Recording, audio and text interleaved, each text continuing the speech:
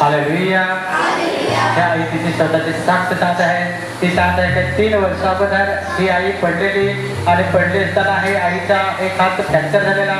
तर ही आई कधीमध्ये नुसता दुखत असेल असं तर 3 वर्षापासून म्हणजे हातामध्ये लचक होते ती जातच नाही। मग विश्वासाने हे आईने आम्ही विजिट मारण्यासाठी गेलो तिथे विश्वासाने आईने तिची समस्या सांगली आणि तिच्यासाठी प्रार्थना करण्यात आली आणि खरोखर देवाची महान मोठी दया आहे आईवरती झाली आणि ते हातामध्ये लचक बनलेले ते पूर्णपणे प्रवेशने बरे केलेलं आहे। म्हणून ही आई प्रवेशला धन्यवाद देत आहे। पण जोरात लावून प्रवेशला धन्यवाद